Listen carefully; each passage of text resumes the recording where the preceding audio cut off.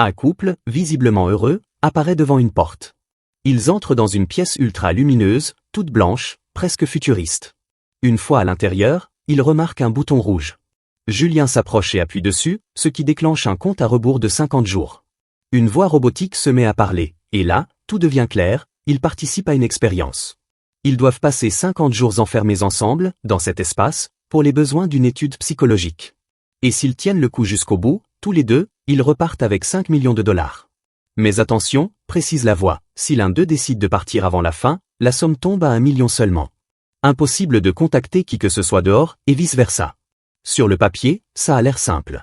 50 jours enfermés avec la personne qu'on aime, franchement, qu'est-ce qui pourrait mal tourner? Ils courent partout dans la pièce comme des gamins, fous amoureux, sans se douter une seconde de ce qui les attend. Camille propose de partager l'argent en 2 parts égales, et Julien est d'accord tout de suite, ils forment un couple heureux, après tout. Il commence déjà à imaginer tous ses projets, depuis toujours passionné d'art, il compte ouvrir une galerie avec sa moitié du gain. Elle le soutient, dit qu'elle investira tout son argent à elle aussi. Ensemble, ils explorent les lieux, de la chambre principale à la salle de bain, qu'on leur dit devoir utiliser un participant à la fois. Ils lisent ensuite toutes les règles qu'ils doivent suivre. Première contrainte, ils devront manger des repas spécialement conçus, sans goût, sans odeur, sans aucun plaisir gustatif. Camille fait remarquer que c'est justement tout l'intérêt de l'expérience. Ils commandent leur nourriture, reçoivent une bouteille de liquide fade et transparent. Le soir venu, ils apprennent que les lumières s'éteignent la nuit, et se rallument à une heure précise le matin. Pendant que les lumières sont éteintes, Julien tente un moment d'intimité avec Camille, mais elle refuse, terrifiée à l'idée que le professeur Voss, celui qui mène l'expérience, soit peut-être en train de les observer. Même dans le noir complet, elle se sent pas du tout à l'aise avec cette idée. Le lendemain matin, elle entre dans la salle de bain et commence par des affirmations positives, une sorte de rituel quotidien pour elle. Ils rendent leurs vieux vêtements et en enfilent des nouveaux après la douche. Encore dans un esprit léger, ils plaisantent en disant qu'ils ressemblent à des patients en hôpital psychiatrique, elle prend ça avec humour. Elle sort la nourriture pendant qu'ils s'agacent un peu à l'idée de devoir manger ça pendant si longtemps. Après s'être moqués ensemble de ce repas insipide, elle lui demande ce qu'il pense être la vraie raison de cette expérience. Il évoque un documentaire réalisé par le professeur, où une expérience similaire avait mal tourné pour une famille. Il ajoute que le but du professeur, c'est surtout d'étudier la condition humaine, un détail qui fait clairement penser à Camille que ce type est un peu bizarre. Julien, lui, s'agace déjà, il regarde l'heure sans arrêt. Il observe Camille en train de méditer, essayant tant bien que mal de garder son calme.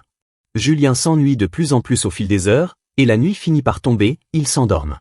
Le lendemain, l'isolement commence sérieusement à peser sur lui. Il se met à imaginer toutes sortes de théories complotistes sur cette expérience. À chacune de ces crises, Camille lui rappelle de garder les yeux fixés sur l'argent, avant tout. Elle aussi, dans les jours qui suivent, a du mal à garder son sang-froid, mais elle gère ses moments de faiblesse sans jamais rien laisser paraître. La routine, toujours la même, finit par rendre Julien complètement frustré. Il en a tellement marre de répéter les mêmes gestes chaque jour qu'il commence même à parler à un insecte qu'il trouve par terre. Julien prend une bouteille de leur nourriture et en verse un peu à côté de l'insecte, essayant de le nourrir sous le regard de Camille, mais la voix de l'ordinateur les rappelle à l'ordre. La nourriture est réservée aux participants de l'expérience, pas aux insectes. Julien veut alors sauver l'insecte en le relâchant dehors. Sauf qu'ouvrir la porte, ça compte comme quitter l'espace, donc il serait disqualifié, et leur prix tomberait à 1 million. Camille l'empêche de sortir, lui explique tout ce qu'il perdrait. Julien refuse d'accepter ça, et une dispute éclate. Julien vient d'une famille riche, et Camille commence à l'accabler pour ça. Elle dit que pour lui, cette somme représente rien du tout, vu d'où il vient, et que c'est justement pour ça qu'il serait prêt à risquer presque tout l'argent pour un simple insecte. Pendant qu'ils se disputent, Camille avance un peu, et écrase accidentellement l'insecte sous son pied. Plus tard, Camille est aux toilettes pendant que Julien vient lui demander s'ils peuvent obtenir une récompense. Ils ont le droit d'en demander une, sauf que ça leur coûte 100 000 $ sur leurs 5 millions. Fatigué par cette vie monotone, Julien décide malgré tout de prendre cette récompense, contre l'avis de Camille. Il en fait la demande, et reçoit un crayon vert. Comme il est artiste, il est plutôt content. Au moins, il pourra dessiner pour tuer le temps, au lieu de s'ennuyer toute la journée.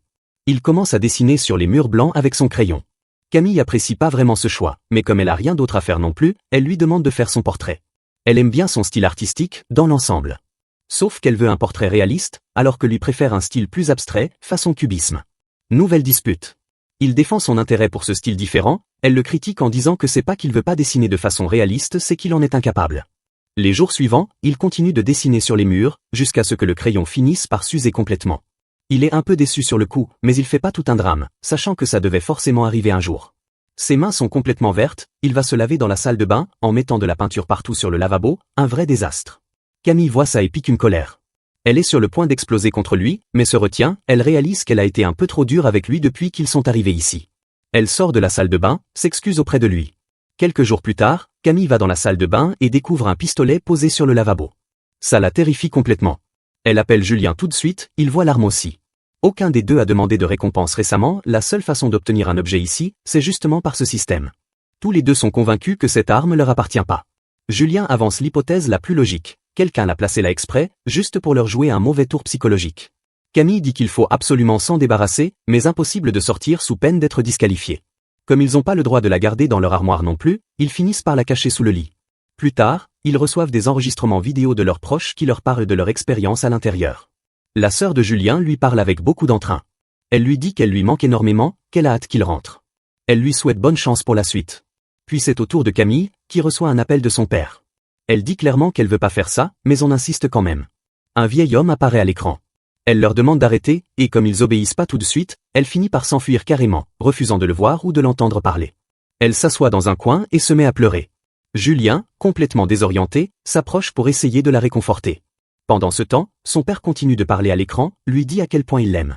Le lendemain, Julien se réveille, va aux toilettes, mais en revenant, il voit que Camille est toujours au lit, encore complètement bouleversée par ce qui s'est passé la veille.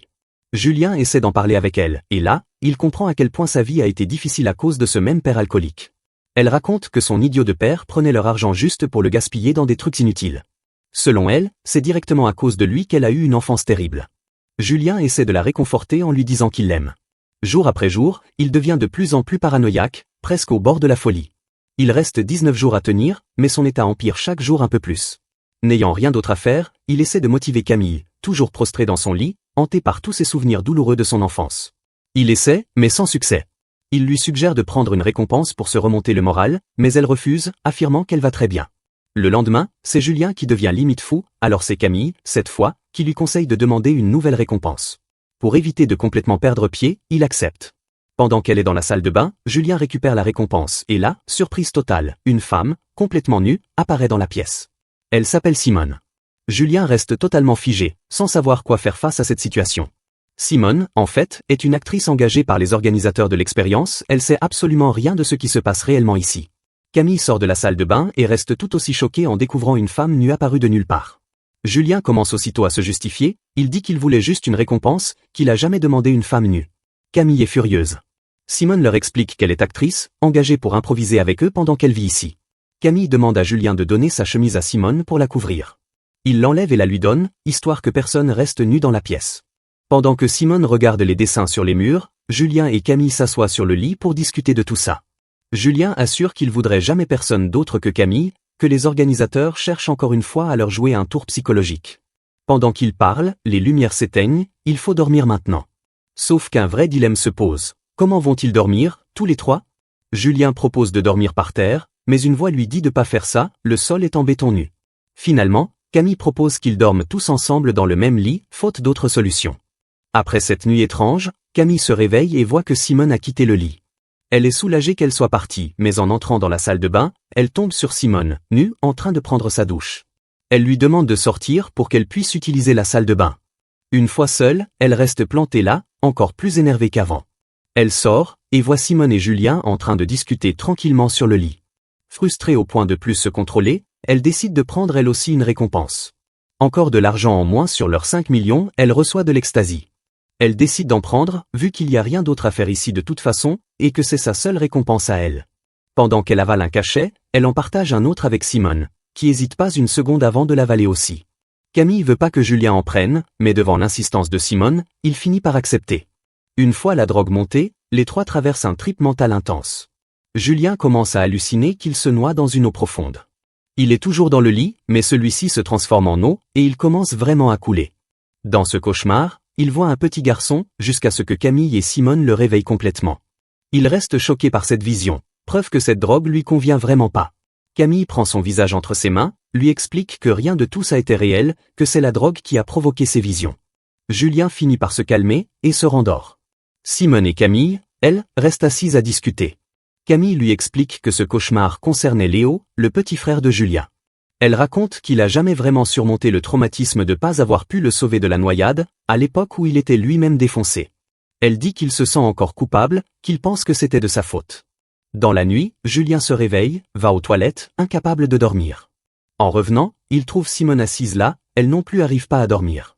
Il s'assoit à côté d'elle, il discute, et il finit par s'ouvrir à elle sur Léo. Simone lui raconte à son tour qu'elle s'était disputée avec sa mère un jour, refusait de lui parler, et quelques jours plus tard, sa mère est morte dans un accident. Il se met à pleurer en l'écoutant. Dans ce moment de vulnérabilité partagée, ils finissent par se tenir la main. Pendant qu'ils sont assis ensemble, dans le chagrin, main dans la main, Camille entre et les surprend comme ça. Toute la scène a l'air suspecte, et elle apprécie clairement pas ce qu'elle voit. Elle s'énerve, une dispute éclate entre elle et Simone à propos de Julien, et de son besoin de parler de ses sujets douloureux. Frustré par tout ça, Julien essaie de les faire taire en criant. Il quitte la pièce, pendant que Camille s'excuse, dit qu'elle comprend bien qu'il se passait rien entre eux. Le lendemain matin, Camille cherche partout et remarque que Simone est introuvable. Elle vérifie partout, soulagée cette fois de la voir enfin partie. Mais juste au moment où tout semble s'arranger, elle découvre un mot écrit sur l'un des murs. Simone y déclare son amour pour Julien. Elle l'interpelle, lui demande des comptes. Il affirme qu'il s'est rien passé entre eux, mais elle refuse catégoriquement de le croire. Emportée par la colère, elle le pousse violemment, il tombe contre un mur. Il se blesse, commence à saigner. Après une minute ou deux, quand le saignement montre des signes d'arrêt, elle affiche un certain soulagement. Il s'énerve, lui dit qu'elle se soucie absolument pas de lui, qu'elle fait tout ça uniquement pour l'argent. Elle répond que c'est facile à dire pour lui, vu qu'il a toujours eu de l'argent, lui. Julien décide alors de quitter les lieux. Camille le menace même avec le pistolet pointé sur sa tête pour le faire rester, mais il part quand même. Selon les règles, le prix tombe donc à $1 million, et Camille se retrouve complètement seule dans cette pièce immaculée. Peu de temps après son départ, elle s'approche du bouton rouge, celui qu'elle doit presser pour sortir. Mais la scène s'arrête juste avant qu'elle le touche vraiment. Quelques jours plus tard, Julien fait un jogging, redevenu tout à fait normal. Il tombe sur Camille par hasard sur son chemin, et on comprend clairement qu'ils se sont plus revus depuis la fin de l'expérience. Il lui demande si elle a fini l'expérience elle aussi, mais elle détourne la question et la lui retourne. La caméra montre alors un panneau pour une soupe populaire, financée grâce à un don anonyme. Un signe assez clair, elle a investi tout son argent là-dedans. Enfin, un autre couple, tout aussi heureux, entre à son tour dans la pièce immaculée. Et c'est là que le film se termine. Ce qui rend cette histoire aussi fascinante, c'est de voir comment 50 jours d'isolement suffisent à faire tomber tous les masques d'un couple qui se croyait solide. Julien et Camille arrivent persuadés que leur amour rendra tout facile, alors qu'en réalité, c'est justement l'absence de distraction, de fuite possible, qui révèle chaque fissure déjà présente avant même le début de l'expérience, sa paranoïa à lui, sa dureté à elle, tous ces traumatismes jamais vraiment réglés. Le vrai sujet du film, c'est pas l'argent, même si c'est ce qui les pousse à rester enfermés aussi longtemps. C'est plutôt cette question dérangeante, est-ce qu'un couple peut vraiment survivre sans les 1000 petites distractions du quotidien qui, au fond, servent surtout à éviter de se regarder en face ? Et la scène finale, avec ce nouveau couple heureux qui entre à son tour dans la pièce, ça dit tout, le cycle recommence, encore et encore, parce que personne ne croit jamais que ça pourrait lui arriver à lui aussi.